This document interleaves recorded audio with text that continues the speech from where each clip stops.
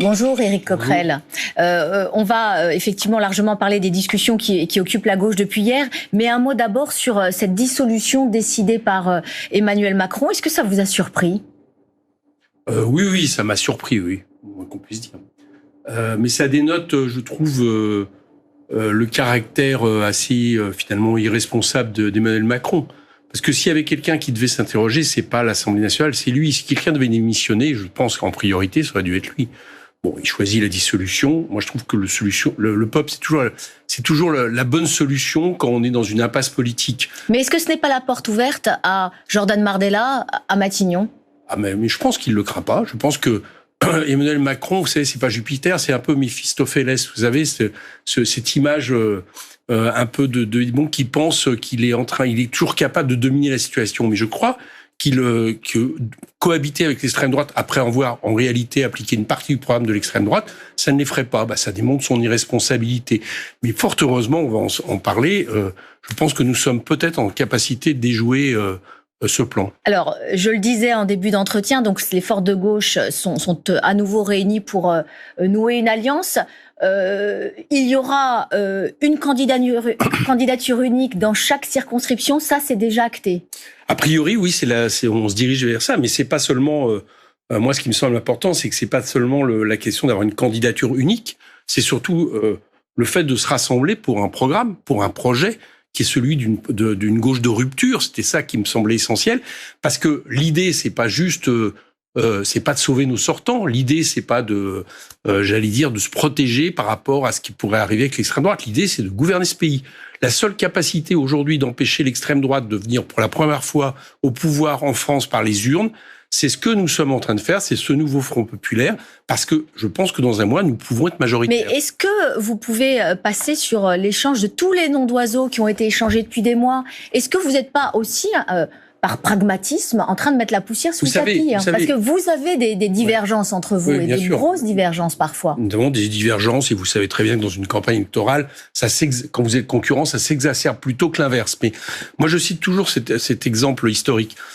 Après le 6 février 34, la menace d'un coup d'État fasciste en France, il y a eu une manifestation dans la rue. À l'époque, il y avait le Parti socialiste et le Parti communiste à gauche. Bien. Et cette manifestation, c'était pas prévu. Elle s'est tout d'un coup rejointe. Les cortèges se sont unis. Et ça a donné naissance au Front populaire, c'est-à-dire une alliance sur une base de rupture qui, en plus, parce que c'est aussi la caractéristique de cette structure, rassemblait les syndicats, rassemblait les associations. Pourtant, quelques jours avant, je peux vous dire que les mêmes responsables se jetaient des noms d'oiseaux. Donc, il y a des moments où, face à l'histoire, il y a des moments qu'on a un défi de ce calibre qui est d'empêcher que l'extrême droite arrive dans ce pays. L'extrême droite, il faut être à la hauteur de l'enjeu. Moi, je vois ça plutôt dans cette dimension, et je m'en félicite. Mais est-ce que vous pensez que Raphaël Glucksmann, qui est arrivé en tête dimanche soir parmi les forces de gauche, il va pouvoir oublier justement les insultes dont qu'il a subies dans cette campagne, notamment de la part de certains insoumis? C'était quand même extrêmement violent. Il a été traité comme un ennemi, pas comme un adversaire. Dans ces cas-là, je vais vous sortir. On va chacun ouvrir nos valises, et puis à partir de ce que nous aurons été, la manière dont nous aurons été traités, on va considérer que les choses sont impossibles. Donc moi, je propose de refermer cette valise. Ça ne veut pas dire qu'elle n'existe pas, ça ne veut pas dire qu'on ne se rappelle pas de certaines déclarations, mais pour moi, l'heure n'est pas là. Et puis arrêtons de personnaliser les choses. J'ai entendu Raphaël Glucksmann. Le jeu dans cette campagne-là, pour l'instant, en tout cas dans ce qu'on essaye de construire, ça ne doit pas être ce qui prédomine. Et je rappelle que Raphaël Glucksmann n'est pas non plus le centre de gravité politique de l'alliance qui est en train de se faire. C'est Olivier Faure ou c'est Raphaël Glucksmann? C'est le Parti socialiste dans les discussions, oui. Et on sait que, d'ailleurs, certaines déclarations de Raphaël Glucksmann, j'allais dire assez va-t-en-guerre sur, par exemple, la question de l'Ukraine, n'étaient pas forcément ce qui après se reflétait dans le Parti socialiste. Donc, mais vous le marginalisez, Raphaël Glucksmann? Non, mais attendez, on va pas.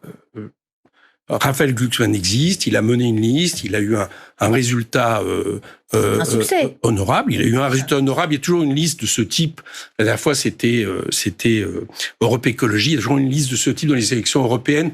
qui a 13-14%, ça fait pas forcément l'élection nationale suivante. D'ailleurs, je vous le ferai remarquer. Mais cette élection, elle tourne pas autour de personnalités. Enfin, cette élection, j'avance de 4 semaines. Ce qui est en train de se faire ne tourne pas autour d'une personnalité. Elle tourne autour d'un projet commun pour faire en sorte que la gauche, structurée dans un front populaire, le terme n'est pas anodin, soit capable de l'emporter.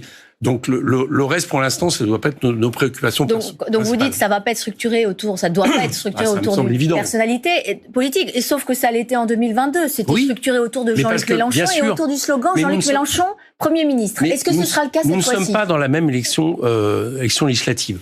En 2022, c'était une élection qui suivait la présidentielle, dans laquelle Jean-Luc Mélenchon avait très clairement incarné la principale force de gauche et celle presque en mesure d'aller au deuxième tour. Donc c'était la logique naturelle que ces législatives soient incarnées par une personnalité qui était celle de Jean-Luc Mélenchon. Aujourd'hui, on n'est pas dans ce cas de figure. On est plus dans le cas de figure, par exemple, de la dissolution de 97. À l'époque, ça avait été la gauche plurielle qui avait été majoritaire, un projet collectif. Donc là, au moment où je vous parle, ça veut pas dire que il y a pas. Si tout ça fonctionne bien, il faudra bien que nous trouvions une personnalité qui soit Premier ministre. Alors Laurent Berger, là aujourd'hui, c'est pas ça l'urgence. De la CFDT, c'est une proposition de Raphaël Glucksmann. Est-ce que vous dites, c'est une bonne idée ? C'était pas dans les discussions hier. Je suis désolé de vous décevoir, mais les propositions personnelles de Raphaël Glucksmann n'étaient pas hier dans les discussions. Mais est-ce que ce nom vous séduit ? Mais Laurent Berger, moi je l'ai côtoyé en tant que président de la commission des finances pendant notamment la réforme des retraites. C'est quelqu'un que je respecte beaucoup.